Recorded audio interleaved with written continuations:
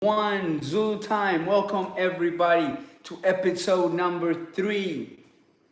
Today we're gonna be talking about the surprising thing you didn't know about death. Hello YouTubers out there and Facebookers. I hope that everybody's doing great. Today we're gonna talk about death. And it's one of those things that is a little cliche, it's a little taboo, but I think it's such an important subject that brings a lot of questions to my mind. It brings a lot of growth to me in my profession and in my personal life. So I think it's very important to talk about it. And also, it's Dia de los Muertos in Mexico yesterday. So interesting. And so the first thing, is like trying to understand death, right? And so like what's my background with that? If I think back about my first encounter with death, it's almost hard to remember because I actually there were so many that I don't really know which one was the first one. When I try to think about my first memories with death, I think that probably when my father was killed, that was probably one of the first memories. But also, I think one of the first things that I remember is going to funerals all the time. When I was a kid, at that time in Colombia, it was pretty violent, and I think even that, and also like a lot of natural deaths were happening. But I just remember going to funerals all the time, and I remember as a child, it's kind of interesting because children, they know that something inside is happening, but they play with their little cousins, and that's how I went about. I used to go to these funerals, and I think one of the memories that sticks out is like one of my uncles. He's passed now. He had a major heart attack. But every time that I would go to a funeral and he was there, he was always outside of that funeral telling jokes. And it was so refreshing because it's already a sad time and he was trying to make everybody laugh. And I think, every family has that person that is always trying to make somebody laugh.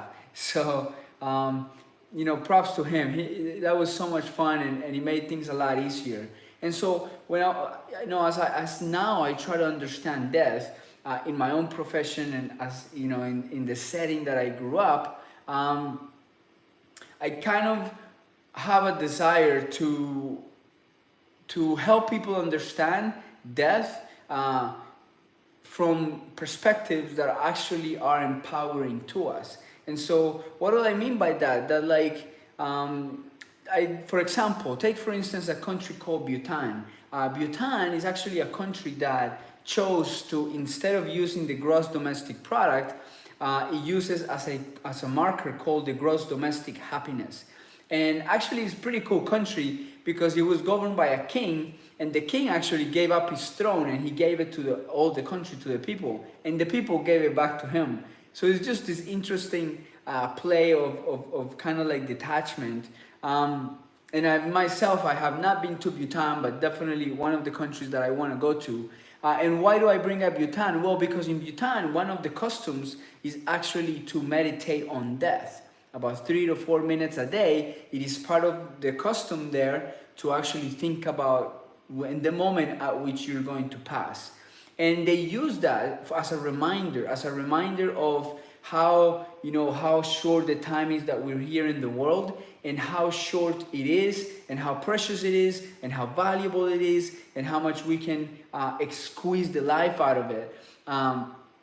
Because it's gonna go away at some point. That's one thing we know for sure, that we are all gonna go at some point, right? And so I think the perspective that Bhutan has on death is a very healthy perspective, because they look at it more as a daily fuel for them to be able to fuel their daily lives, and to realize that that there is a limited amount of time here, and that we it feels great when you live authentically.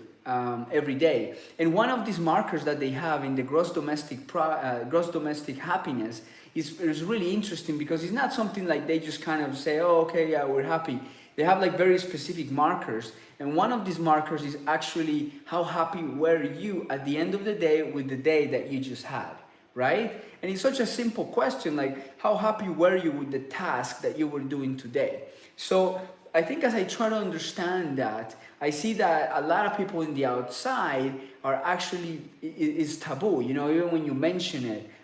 People get a little bit weird when you start talking about it. And so that has a little bit of hard, because when you're trying to talk to patients about hospice, or about the time, you know, that their illness is so bad that they're gonna pass, is a hard topic to talk about. Especially it makes it harder when there's a lot of taboo about it and they don't want to talk about it, and so it just makes it harder on them.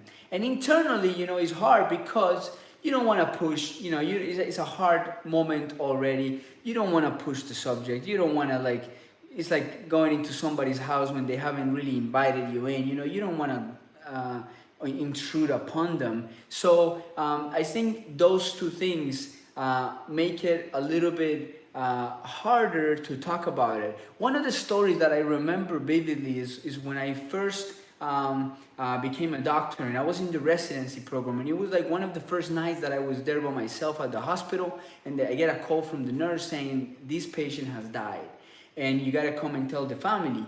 And you know, I've done that a lot throughout my career, like as a medical student, but I never really done it like that was me, that was it, that was like, I was the doctor at the hospital at night, and it was me, right? There was no other teachers, there was no mentors, it was like me that had to do it, right? And so I'm walking down the hallway, and you know, if you've ever been in a hospital at night, it's a little bit of a different animal, you know. If you can just imagine, you know, I was walking down this dark hallway, which, you know, most of the times they turn the lights off, and I'm turning, you know, and I'm walking down this hallway, and it's dark, and there is room after room after room, and I'm walking in, and it wasn't one of my patients, so I didn't know. And so in my mind I was thinking, like, what type of patient it is, who is this person, how am I gonna tell them, are they ready to hear? And I knew, the one thing I knew was that the person was do not resuscitate. And what that means in a hospital is that if the heart or the lungs stop, or if the patient dies, you don't bring the patient back, right? You let them pass. And so I knew that was the case.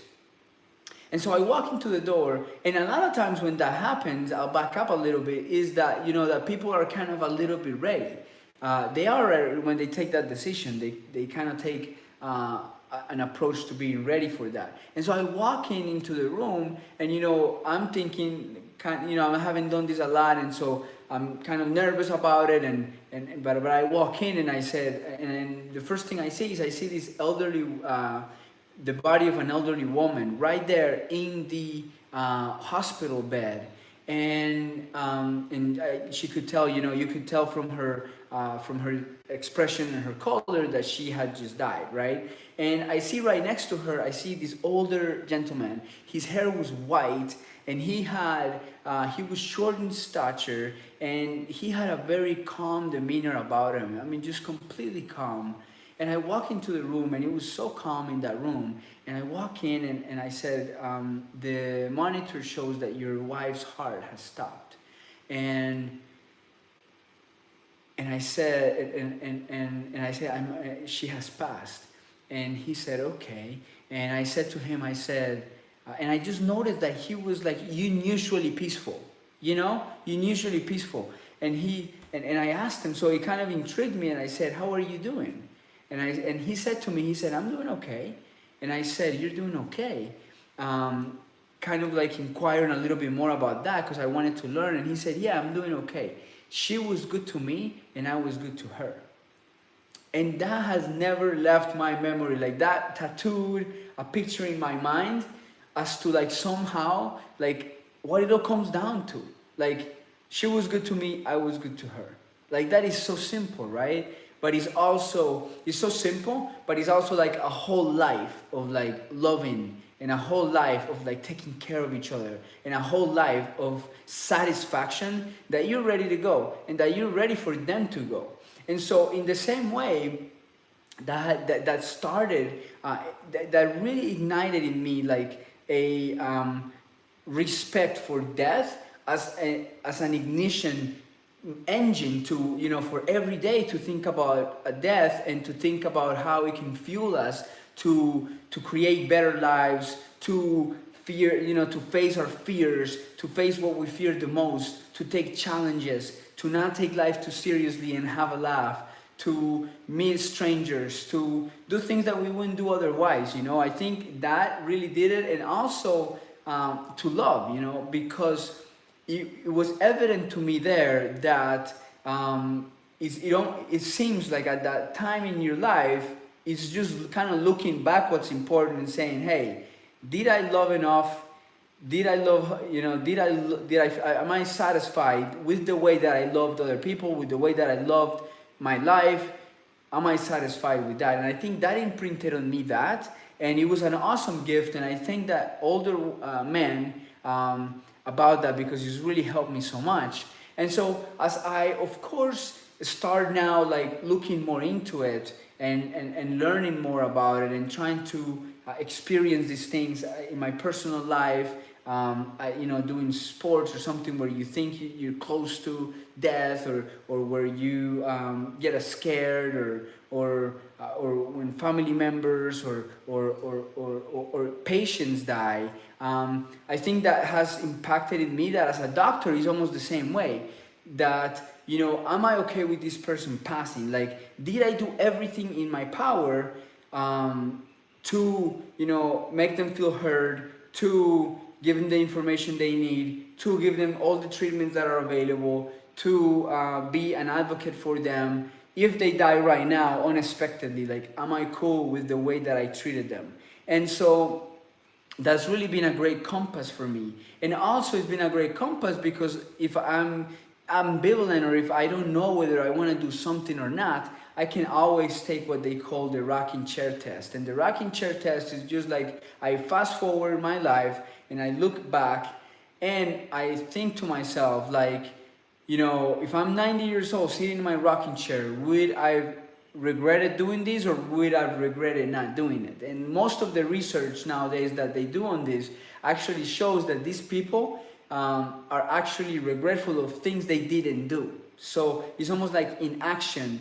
Like the first thing is that, like, the first best thing you can do is do the right thing.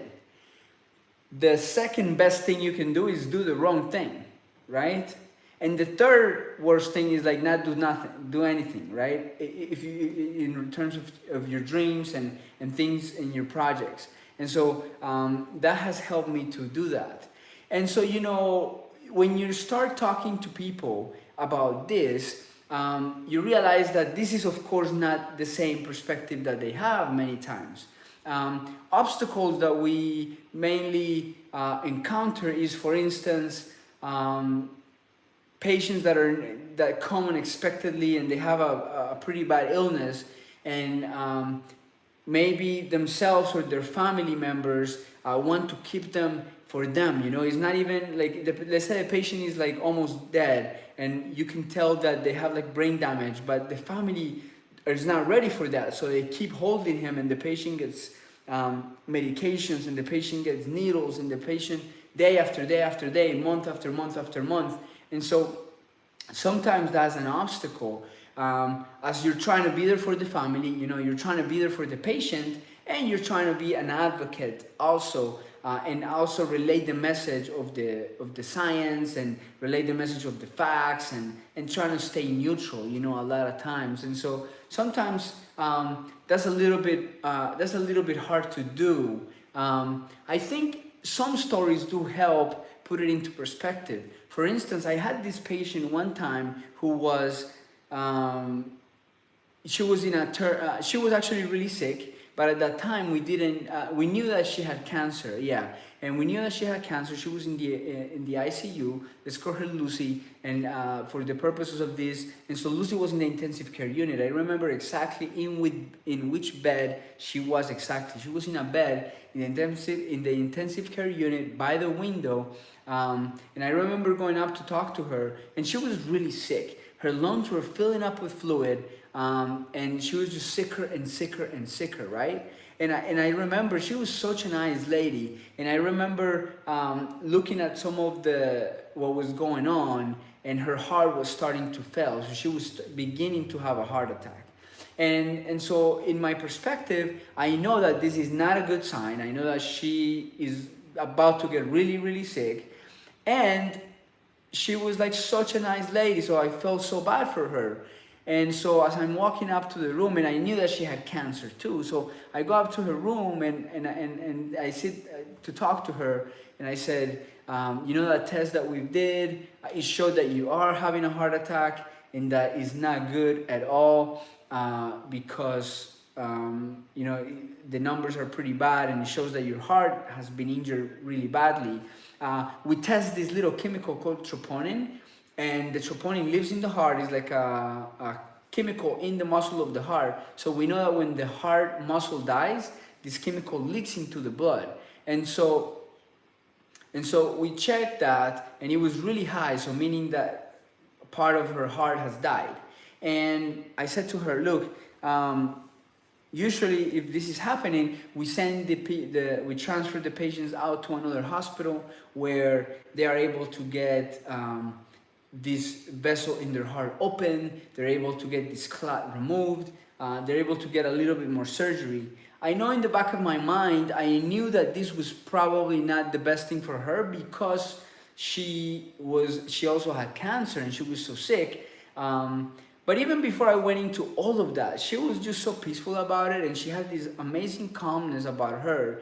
And she said, it's okay. She said, I've lived a good life. She said, I'm ready to go anytime. I've lived a good life. And so you don't need to transfer me anywhere. Like, she said, I'm ready to die. That's okay. And she was just so calm about it.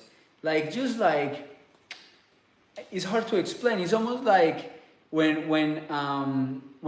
you're about to go on a trip and somebody's like genuinely grateful and happy about something, like they're like content about it, you know, and so she had that spark, that she was content with whatever was happening at that moment. And so that made me realize that I was like, wow, like that's one of the way she felt, that lady, like the way that she was carrying herself, it made me realize that we can thrive even in these moments. That we can thrive even in these moments. Even in the moments where we're like in the deathbed, right? That we can still thrive because the perception and because of our life, you know? And that also made me realize that, you know, to be able to do that, you've had to live the life that you're satisfied with, because you get to that point and you're going to look back and you're going to think, have I had a satisfactory life or not?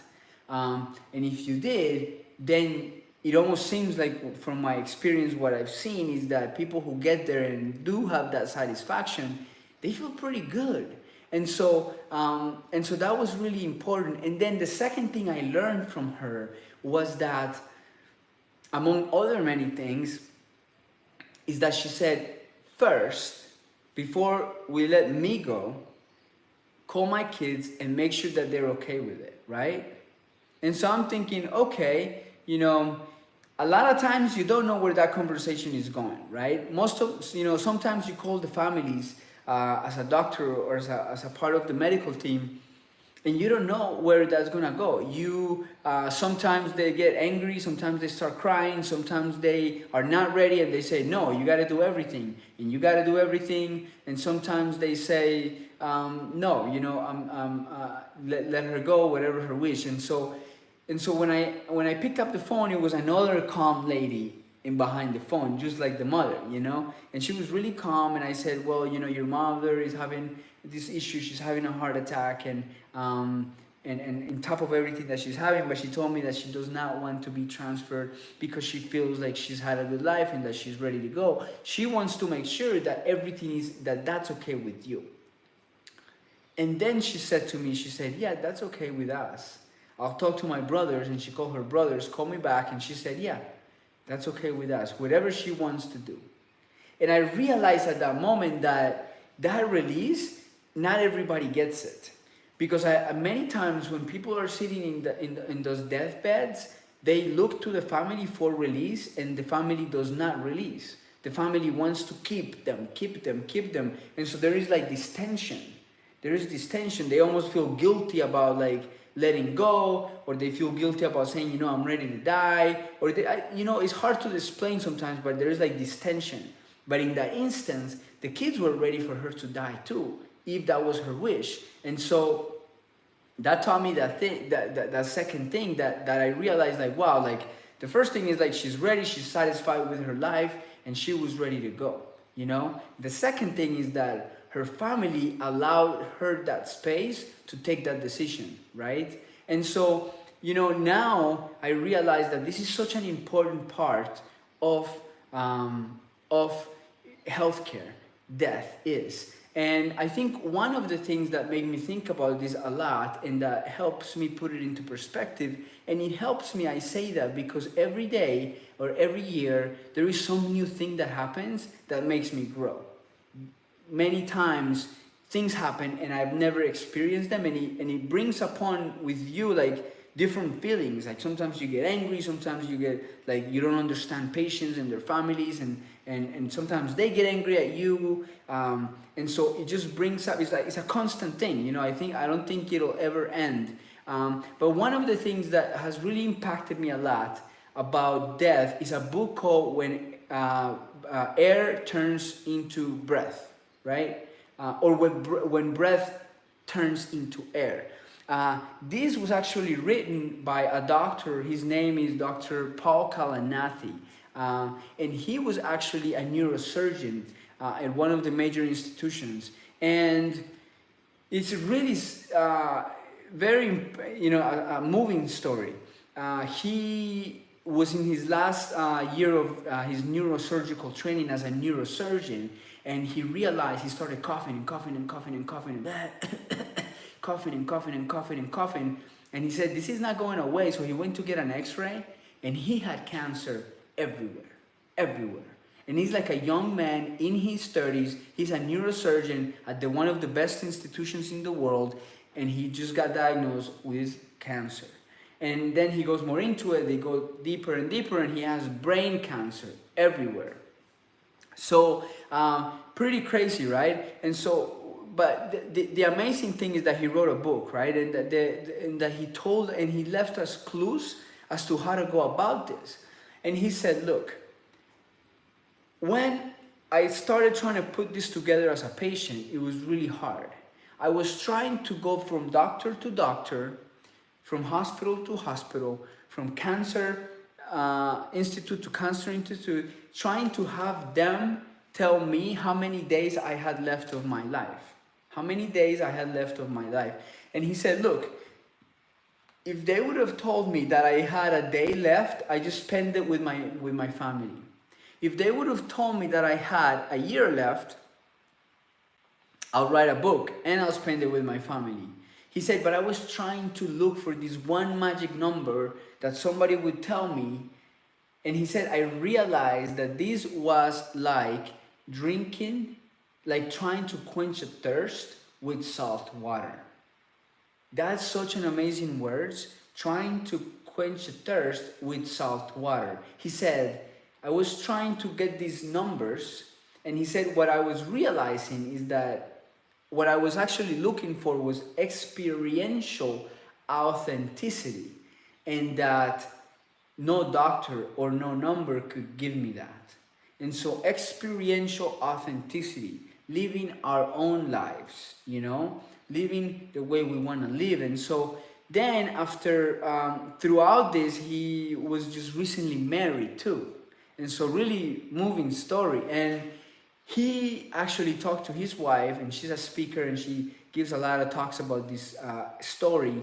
And he wanted to have a baby. And so she said to him one time, she said, look, wouldn't it be really painful if we had a baby and you died and you had to tell the baby goodbye? And he said to her, she said, wouldn't it be painful? And he said, wouldn't it be great if it was? Wouldn't it be great if it was? And so that is such a lesson, like such a deep lesson of life. Like the biggest lessons, the biggest growth is pain. Like he was looking at like an experience, like it is an experience of in itself. Like it doesn't change that it's tough, that it's still an experience in growth. And so she talks about that being a very aha moment in her life, because she realized that, wow, like sometimes there is no bad or good experiences. Like you still grow and you still learn, and you're a different person at the other end of it. So it's still very important experiences to have. And so they did have a baby, and it just so moving to look. And then he said something that really helps me with this whole thing with death, right? And he also said that, look, I realized that spiritual authenticity, if I wasn't thinking about the end, meaning like if I just close my eyes and not think about that one day pretty close I'm gonna die, it was gonna make it really hard in my family, and it was gonna make it really hard on me, right? Not planning for that, not thinking about that, not thinking that that was possible. And he said also, if that is the only thing that I think about, then it consumes my present. Living in trying to be there, it consumes my present. And so it doesn't let me really live and experience all the amazing things that are there to experience. So I've really, throughout all of this experience, have learned to have a reverence for death. And I know that it is, as well as it is painful and humbling in so many ways, that it will let you out, and it will humble you, because none of us know and have power over that.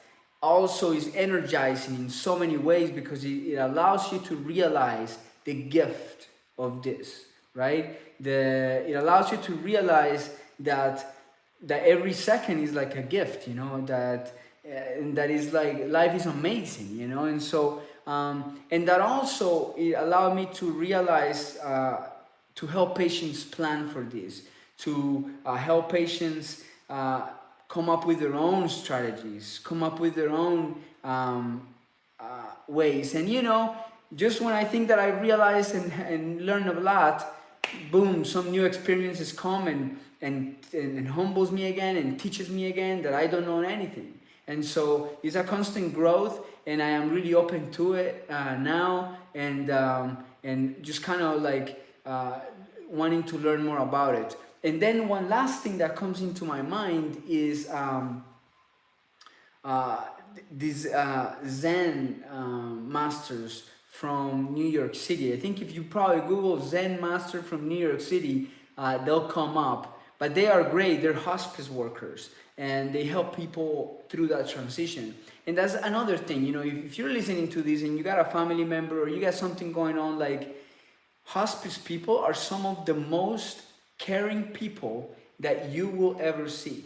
Hospice people are like, if you're going through a really hard time, or one of your family members, like I said, is having a hard time or is in their last stages, like, and somebody mentions to you hospice, like, they are some of the most like caring and like compassionate and like just awesome people. So consider this, because everyone, many hospice people that I've met, many workers in that field, they're like just awesome, straight, solid people. So, and they really help families and people through this transition. So now, just open about it and looking for the future to learn more things about it, so that I can be better there for patients and in our own personal lives to be able to deal with this, and also to use it every day and energize myself every day. Like, look, this is an important experience. And before also we go, there is a poem by this guy called Chief Tecumseh, and I love this poem, and it is a little bit about death, and I want to read it to you because it is a cool poem that I have always present. It just kind of teaches you the way that he was looking at it. And so he says, is right here, he says, so live your life that the fear of death can never enter your heart. Trouble no one about their religion, respect others in their views, and demand that they respect yours. Love your life, perfect your life, beautify all things in your life.